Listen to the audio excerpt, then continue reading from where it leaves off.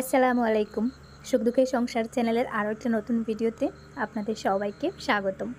দেশ এবং দেশের বাইরের যে যেখান থেকে আমার ভিডিওটি দেখছেন, আশা করি আল্লাহর রহমতে আপনারা সবাই ভালো আছেন। আলহামদুলিল্লাহ, আমরাও ভালো আছি।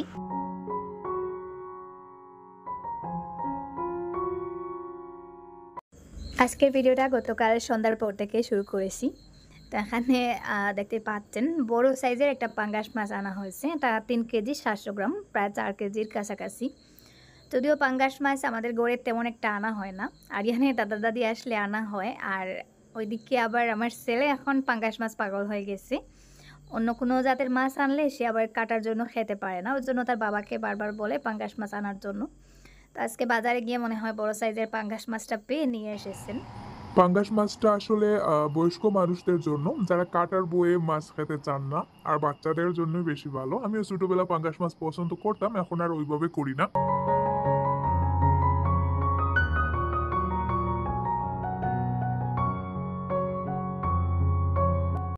মাছগুলো কাটা শেষ, আমি এখন সিঙ্কেই ধুয়ে নেব। দিনের বেলা মাছ মাংস আনলে তো বাইরেই নিয়ে দেওয়া যায়, এখন রাতের বেলা বাইরে যেতে ইচ্ছা করছে না, ভাবলাম এখানে সিঙ্কে একটু পানি জমিয়ে ভালো করে 2-3 বার পরিষ্কার করে নেব। তো যাই হোক, আমি কাজ করি, আপনারা দেখতে থাকুন। আর সেই সাথে আপনাদেরকে ছোট্ট একটা রিকোয়েস্ট, যারা ভিডিওতে এখন একটা লাইক দিতে ভুলে গেছেন, প্লিজ একটা লাইক দিয়ে ভিডিওটা কন্টিনিউ করবেন আর ভিডিওটা শেষ পর্যন্ত দেখবেন। আশা করি আজকের ভিডিওটা আপনাদের কাছে ভালো লাগবে।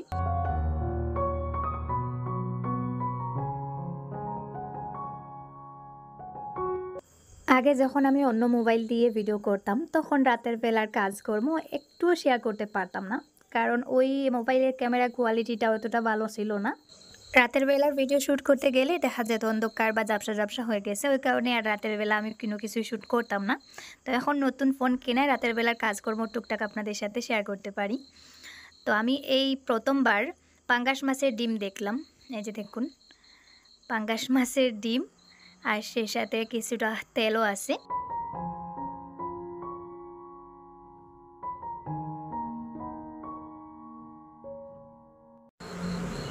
এখানে এই যে দেখুন, পাঙ্গাস মাছের পেটের দিকের যে অংশগুলো থাকে ওইগুলোর ভেতরে ওরকম রক থাকে, মানে ওগুলো ওইভাবে ফেলে দিতে হয়, তারপরে এখানে একটা ফুটো হয়ে যাবে।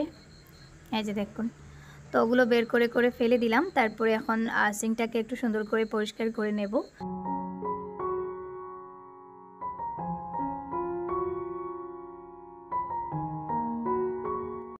সিঙ্কে মাছ বা মাংস দেওয়ার পরে সিংটাকে যদি ভালো করে ভিম জেল দিয়ে পরিষ্কার করা না হয়, তাহলে মাছের গন্ধটা থেকে যায়। আর সেটা যদি পাঙ্গাস মাছ হয় তাহলে তোর কোনো কথাই নেই, পুরো সিংটা আটালো আটালো হয়ে গেছে পাঙ্গাস মাছের তেলে। তো আমি এখানে ভিম জেল দিয়ে সিংটাকে সুন্দর করে পরিষ্কার করে নিলাম। সোনা পাপা, কি করো? কি লিখছো দেখি? আচ্ছা, আরিয়ান এখানে পড়ালেখা করতেছে। এই যে দেখুন, স্মল লেটার লিখতে গেলেই সে স্মল লেটারে বেশি নেই। ডিটাকে বি বানিয়ে ফেলে, মানে ওই বি আর ডির মধ্যে তার একটা কনফিউশন এখনও রয়ে গেছে। দেখা যাবে দুইটাই বি লিখে নিয়েছে বা দুইটাই ডি লিখে নিয়েছে। ওইদিকে আমার রান্নাঘরে কাজকর্ম চলতেছে, আর ফাঁক দিয়ে ওকেও পড়তে বসিয়েছি। তো কাজের ফাঁক দিয়ে এসে মাঝে মধ্যে দেখছি ও কী করছে।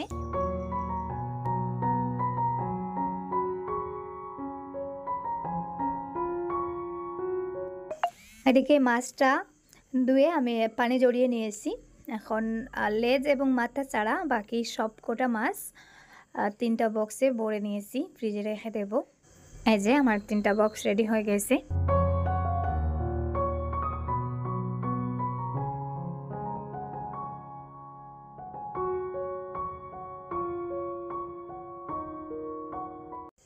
এদিকে মাছের মাথা আর লেজগুলো ভেজে রেখে দিয়েছি তরকারি রান্নার জন্য। আর ওইদিকে কিছু মাছ ভাজি করেছি।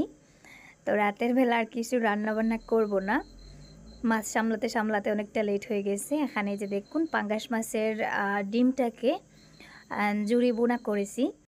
আর ওইদিকে মাছের ভেতরে যে টুকরো টুকরো তেলগুলো পাওয়া যায়, ওইগুলো শিফা খেতে খুবই পছন্দ করে। তো ওর জন্য পেঁয়াজ, কাঁচামরিচ আর ধনেপাতা দিয়ে বোনা করেছি।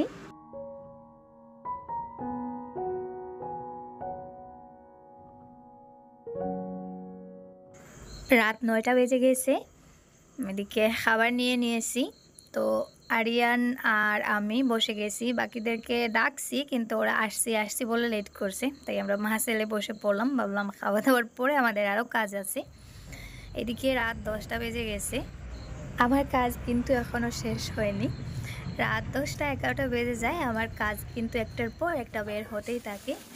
তো এখন আবার মুরগকে খাবার দিতে হবে। আমার মুরগগুলোকে আমি রাতের বেলা শোয়ার সময় আবারও খাবার দিয়ে শুতে যাই। ওই মুরগগুলো সব সময় মানে খাবে। তো এখানে নতুন দানা আনা হয়েছিল। আজকে দানাগুলো একটু অন্য ধরনের, মানে একটু বড় বড় সাইজের, যেহেতু মুরগগুলো এখন একটু বড় হয়ে গেছে তাই দানার কোয়ালিটিটা একটু চেঞ্জ করেছি। এই যে দেখুন, ওগুলো একটু বড় বড় দানা। তো আমি এখানে দানাগুলো নিয়ে বাইরে এসেছি। এই যে দেখুন, ওদেরকে খাবার দিয়েছি, ওরা কিন্তু রাতের বেলাও খায়। তো সেই সাথে মুরগগুলোকে পানি দেব। পানিতে আমি এই ভিটামিন ঔষধটা তো ডাক্তার দিয়েছে আর কি। তো ওদেরকে প্রতিদিন রাতের বেলা পানিতে আধা চামচের মতন আর কি মিশিয়ে দিয়ে দেই, আর এটার জন্য তারা ভিটামিন সাপ্লাই পাবে। তো যে দেখুন, আমি ওষুধ দিয়ে পানি দিয়ে দিলাম, এখন পানিটাও দিতে হবে। ওরা খাবারের সাথে সাথে সবসময় কিন্তু পানি খায়। তো এখন তালা দিয়ে দিচ্ছি, গড়ে গিয়ে আপাতত শুয়ে পড়বো। আবারও আপনাদের সাথে দেখা হবে সকালবেলা। গুড নাইট সবাইকে।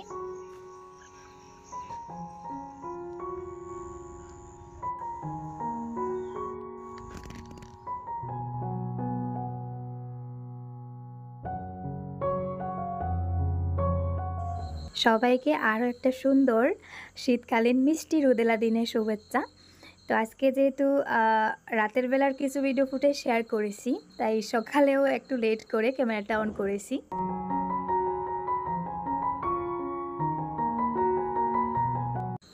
এখন বাজে সকাল 8টার দিকে আজকে রোদ চলে এসেছে। কখনো দেখা যায় 10টার দিকেও রোদ আসে না। আজকে যেহেতু খুব সকাল সকাল রোদ উঠে গেছে, তাই ভালোই লাগতেছে। আসলে শীতকালীন সকালে যখন মিষ্টি মিষ্টি রোদ দেখা যায়, মন খারাপ থাকলে মনটা অটোমেটিক ভালো হয়ে যায়।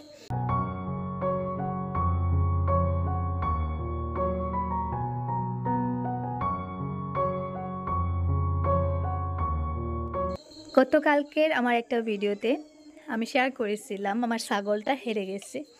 তো আপনারা অনেকে কমেন্ট করতেছেন যে আপু, তোমার ছাগলটা কি খুঁজে পেয়েছো?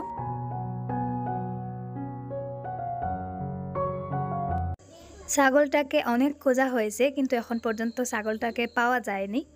গত 2 রাত আমি ঘুমাতে পারিনি। তো গতকালকে একটু ইমোশনাল হয়ে এই কথাগুলো বলেছিলাম। তো একজন এমনভাবে কমেন্ট করেছেন, সত্যি কমেন্টটা দেখে খুব কষ্ট পেয়েছি। ওই আপু বলছেন যে হেডলাইনে কি দিয়েছো আর ভিডিওতে কি দিলে, এত চালাকি ভালো না। তো আমি এখানে চালাকির কিছুই বলিনি। আমি কিন্তু হেডলাইনেও যা দিয়েছি ভিডিওতেও তাই বলেছি। আমার এই ছাগলটা আমাদের ঘরের একজন সদস্যের মতন ছিল। সেটা আপনারা হয়তো দূর থেকে বুঝবেন না। আমার সিচুয়েশনে যদি আপনি থাকতেন তাহলে অবশ্যই বুঝতে পারতেন।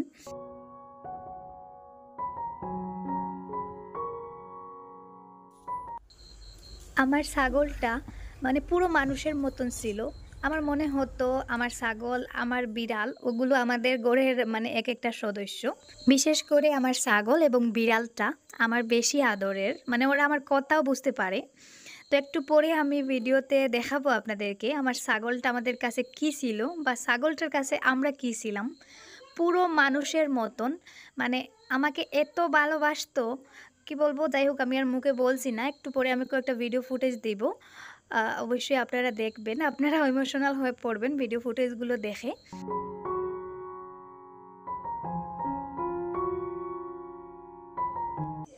অনেকে কমেন্টে বলছেন যে আপু, তোমার ছাগলটাকে মনে হয় শিয়াল ধরে নিয়ে গেছে, যেহেতু তোমাদের বাড়ির আশেপাশে অনেক জঙ্গল। তো আমাদের বাড়ির আশেপাশে অনেক ছাগল থাকে, ছাগলের বাচ্চাও থাকে। দিনের বেলা কখনো কারো ছাগল ওইভাবে শিয়ালে ধরে নিয়ে যায়নি, মানে আমি আজ পর্যন্ত শুনি নাই। মুরগ হলে একটা অন্যরকম কথা ছিল। তো আমার যতটুকু সম্ভব, মানে ছাগলটা কোনো চোর হয়তো ধরে নিয়ে গেছে, যেহেতু আমার ছাগলটা মানুষ ভক্ত, মানে যে কোনো মানুষের কাছে সহজে চলে যায়, আর ওইটাই ওর একটা দুর্বল দিক ছিল। তো ওই সুযোগটাই হয়তো কেউ কাজে লাগিয়েছে। তো সন্দেহ করে আসলে কাউকে কিছু বলা যায় না, জানি না, আল্লাহ ভালো জানবেন কি হয়েছে। 2 দিন অনেক খোঁজাখুঁজি করেছি, রাতের বেলা দিনের বেলা, মানে প্রায় প্রতিটা বাড়ি বাড়ি গিয়ে খুঁজেছি যে ছাগলটা কি কারো বাড়িতে গেছে। তো কোথাও কোনো সন্ধান পাইনি। তো এখন আর নিরুপায় হয়ে কিছু করার নেই, আল্লাহর উপরে ছেড়ে দিয়েছি।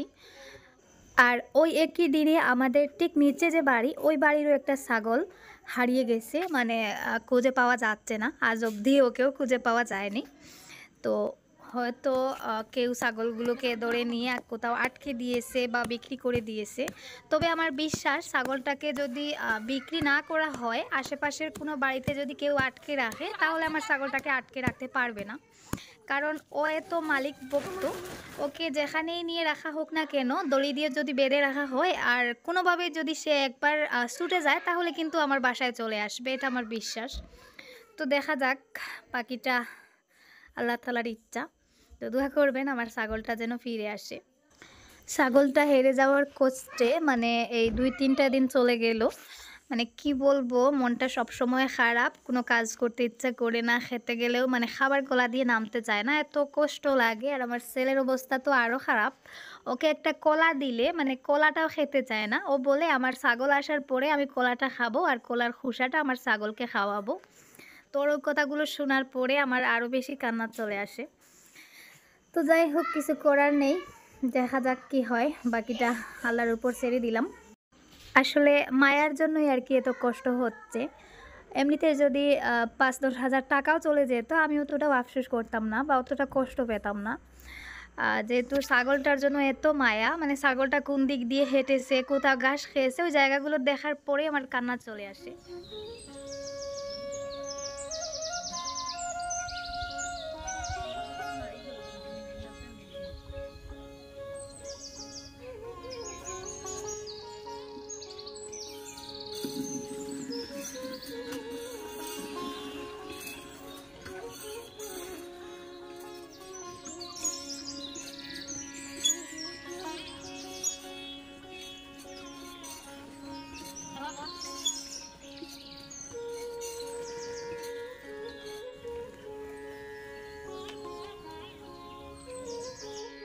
ছাগলটার বিরহে মানে কোনো কাজ করতে ইচ্ছা করছিল না, 2 দিন আর এক্সট্রা বেশ একটা কাজ করা হয়নি। তো আজকে ভাবলাম গার্ডেনে একটু কাজ করি। এখানে পানির মধ্যে একটু সার গুলে নিচ্ছি। গতদিন যেহেতু গাছের গোড়ায় গোবর সার দিয়েছি, আজকে ভাবলাম একটু সারের পানি দিয়ে দিই, এতে করে গাছগুলোর স্বাস্থ্য অনেকটা ভালো হবে। আর কাজের মধ্যে ডুবে থাকলে মানে ওই বিষয়গুলো মাথার মধ্যে তেমন একটা আসবে না, কষ্টও কম হবে। তো ভাবলাম একটু গার্ডেনে কাজ করে নেই। তো এই যে দেখুন, গাছগুলোর গোড়ায় গতদিন গোবর সার দিয়েছিলাম, তো আজকে সামান্য সার দিচ্ছি, মানে ইউরিয়া সার পানিতে গুলে, পানিটা গাছের থেকে একটু দূরে দিয়ে দিচ্ছি।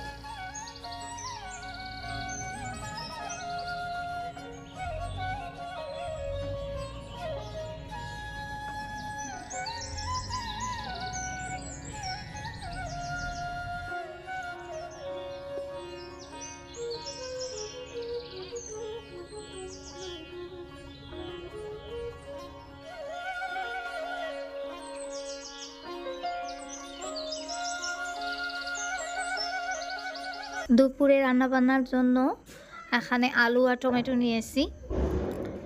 আলু দিয়ে ভাবলাম টমেটো রান্না করি। আর সেই সাথে গতকালকে রাতে যে পাঙ্গাস মাছগুলো আনা হয়েছিল সেইগুলোর মাথা দিয়ে রান্না করব।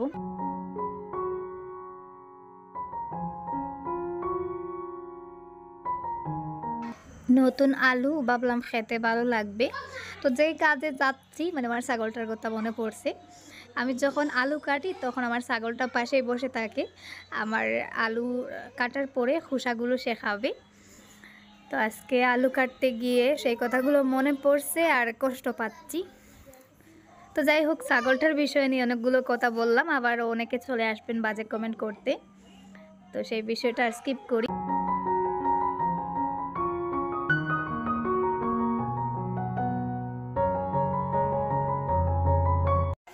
আলুটা কাটা হয়ে গেছে। এখানে টমেটোগুলোতে টকের পরিমাণ একটু বেশি, তাই মাত্র 2টা টমেটো দিলাম।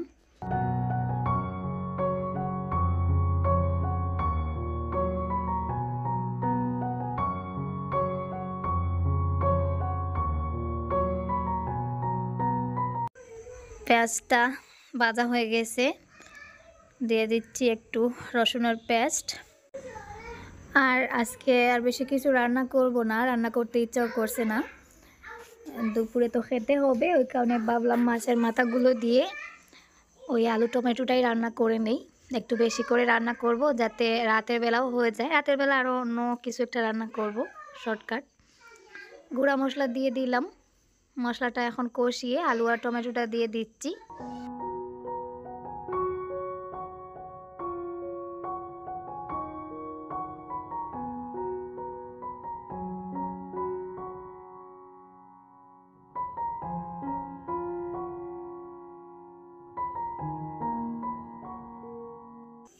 রান্না করছি আর আমার ছেলে এত বিরক্ত করছে, মানে ওকে মোমো তৈরি করে দেওয়ার জন্য। তো আমি এখানে অফ ক্যামেরায় কিছু মোমোর জন্য আর কি পুর রেডি করে নিয়েছি, আর রুটিগুলো বেলে নিয়েছি। ভিডিও করিনি, করতে ইচ্ছা করছিল না। তো মোমোগুলো করতে এসে মনে হলো একটু ভিডিও করি, দিন শেষে তো আপনাদের সাথে একটা ভিডিও শেয়ার করব। তো একেবারে যে সিম্পলভাবেই মোমোগুলো করে নিচ্ছি যাতে ওকে একটু সান্ত্বনা দিতে পারি। তো এখানে মাত্র 7টা মোমো করেছি, কারণ মুরগির বুকের মাংস ওইভাবে ছিল না, 3 পিস মাংস ছিল, ওই 3 পিস দিয়ে আর কি যেটুকু হয়। তো ছেলে আবার কিছু খেতে চাইলে ওকে যতক্ষণ করে না দেব ততক্ষণ চিল্লা চিৎকার করবে। কিছুক্ষণ পর পর বলবে মা কখন দেবে কখন দেবে, মানে কান একেবারে জ্বালাপালা করে ফেলে। তো রান্নার ফাঁক দিয়ে ভাবলাম ওর মোমোগুলো করে দেই।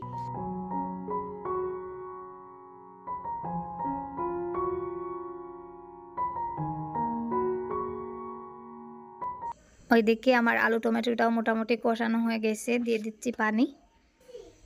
আর রান্নাটা করে করে আবারও আপনাদের সাথে কিছু গল্প করি।